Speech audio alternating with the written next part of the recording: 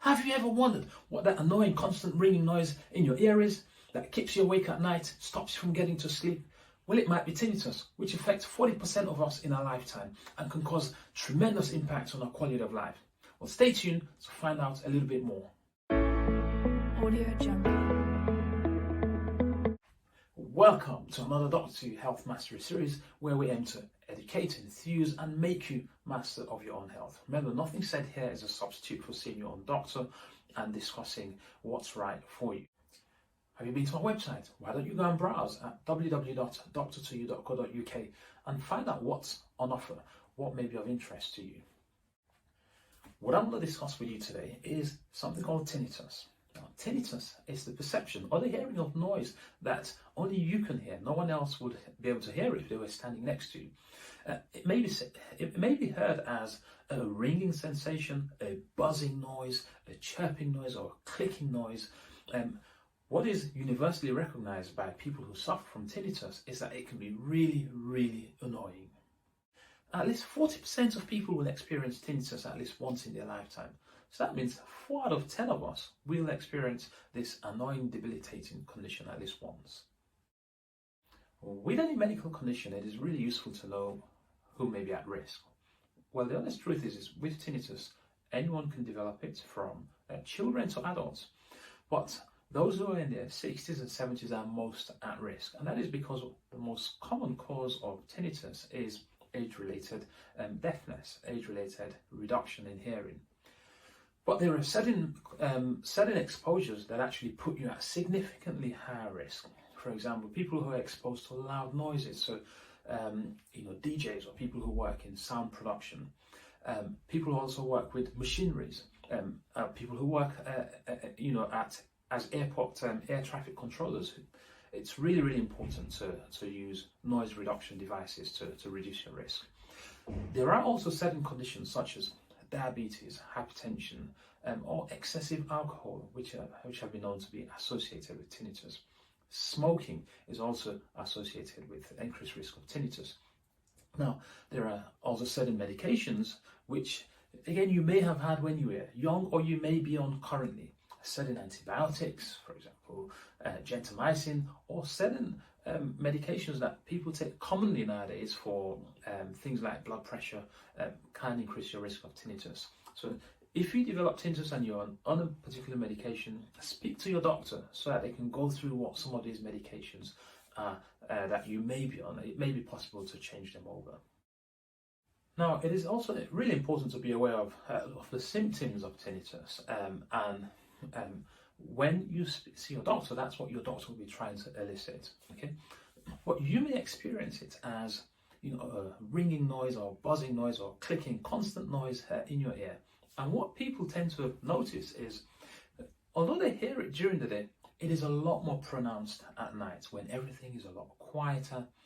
The sort of external noise is really low, and you're just left with this internal ringing, buzzing, clicking, annoying noise in your ear. So we go through the history in quite detail. We look at whether you've been exposed to any of those things that I mentioned above. A key part of your discussion with your doctor would also be whether you've been exposed to excessive noise in the past or have used certain medications which can put you at risk of developing tinnitus.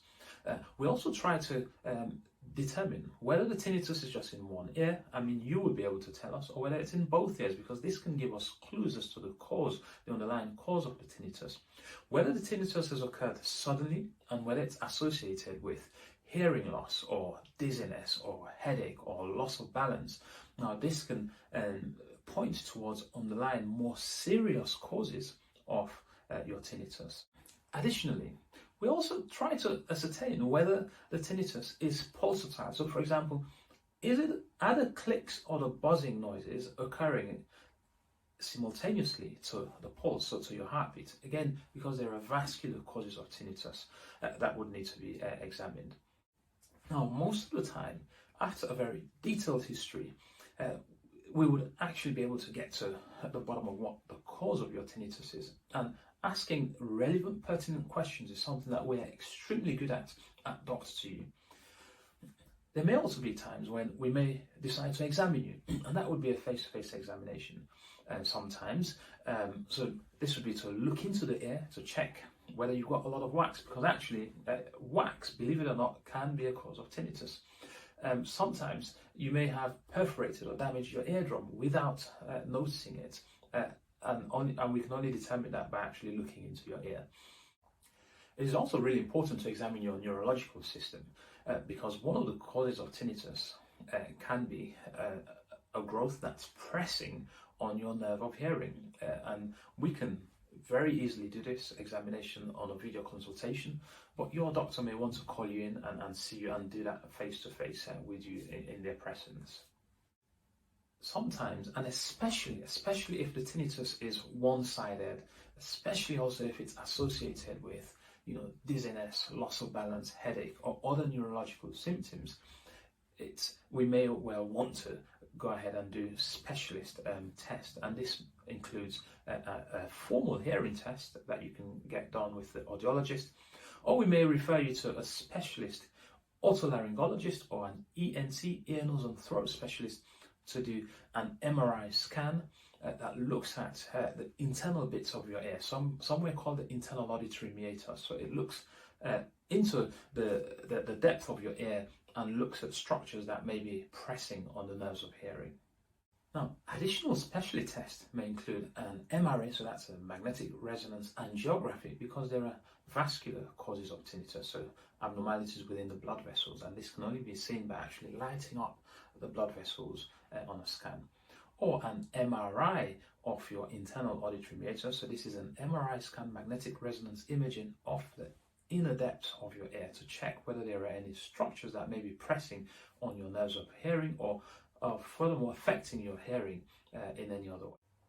Now let's talk about the treatment and management of tinnitus. And I'm talking about tinnitus that's not due to an underlying structural cause, so that's not due to an underlying tumor mass pressing on the nerves of hearing. So this is tinnitus that's due to progressive reduction in hearing due to age, or due to an exposure to loud noise in the past, or due to having used certain medications that have led to you developing tinnitus. How do we manage tinnitus in this case? Now, you won't be surprised to hear that the mainstay of treatment of tinnitus is prevention. So what can you do now when you don't have symptoms of tinnitus to reduce your chances of developing tinnitus down the line? Now, if your job requires you to be around loud noises, for example, you work with heavy machinery, you work in a music studio, etc., you need to take preventative measures. So wear hearing protectors, okay? There are also occlusive earphones that you can use if you have to listen to loud noise all the time. So essentially, you want to reduce your exposure to loud noises as much as you can. That is the primary thing we've all got to do to reduce our chances of developing tinnitus. Now, I mentioned reducing your exposure to loud noises earlier. And what you essentially want to do, especially if you're wearing earphones all the time and they're not occlusive earphones, what you want to do is follow something called the 80-90 rule. So what does this mean? This basically means listening to whatever it is that you're listening to 80% of the maximum volume, not going above that, for no more than 90 minutes a day, or even less than that a day. Now let's talk about what to do if you've already developed tinnitus. Well, it's really important to avoid circumstances that can aggravate or exacerbate your tinnitus. These include things like stress, excessive alcohol, or caffeine, believe it or not, can aggravate the tinnitus that you may already have. Now, there are also things that you can do to increase the surrounding ambient noise, so it sort of drowns away the tinnitus that you're experiencing. As I mentioned earlier, tinnitus is a lot more severe when everyone's gone to sleep at night and everything is a lot quieter outside, okay? And this is where things like a hearing aid can be really, really helpful, especially also if you've got some reduced hearing. So there are also specialist ear mufflers that accentuate the noise, the natural noise around us, to drown the tinnitus. But of course, it depends on how severe your tinnitus is.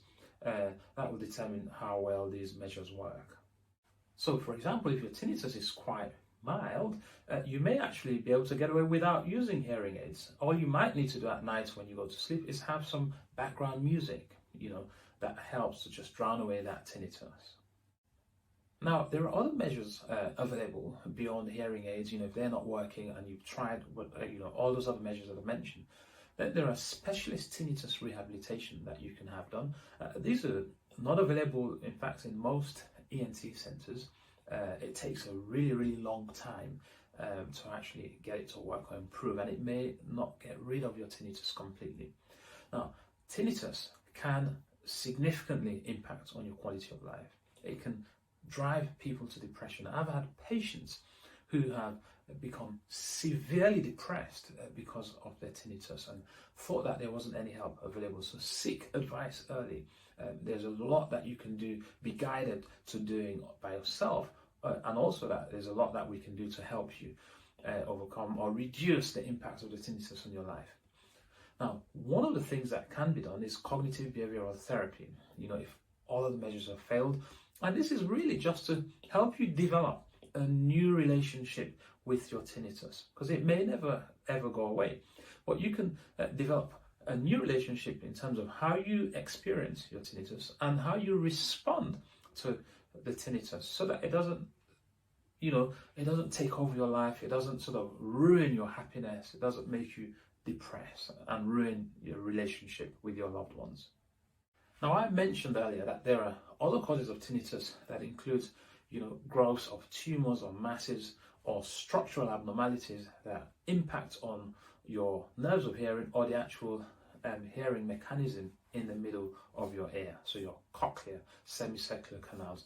And for these, depending on what the underlying cause is, you may need specialist surgery with an otolaryngologist or an ear, nose and throat specialist. That's the only time really that surgery is an option in terms of treating tinnitus. Now, as usual, I want you to take away some health mastery tips. And with tinnitus, remember, the most important thing is primary prevention. So you haven't got tinnitus now, but you're taking measures to prevent you from getting tinnitus. And a key aspect to that is reducing your exposure to loud noises for significant periods of time as much as you can. Follow the 80-90 rule. Follow health and safety guidance and use hearing protectors at work if you have to work with heavy machineries or really loud noises. Tinnitus can have a significant impact on people's quality of life, can drive them to depression, and remember that there is support available. You don't have to suffer in silence. Speak to your doctor or call us at Doctor2You or book an appointment. Go to our website, see what's available, www.doctor2you.co.uk. So that's drtoyou.co.uk, and we'll be happy to give you some advice and point you in the right direction to reduce the impacts that your tinnitus may be having on you. Thank you very much for making it this far. You are amongst the 1% of people that take action, take responsibility for their health, and we will help you to become a master of your own health. Now, were there any aha moments? Was there anything that stood out for you? Put it in the comments. This might just be the breakthrough that someone else needs. Are there any topics that you'd like us to discuss in the future? Put that also in the comments, and we'll be more than happy to oblige. Until next time, I wish you good health, longevity, and success in your journey to becoming master of your own health.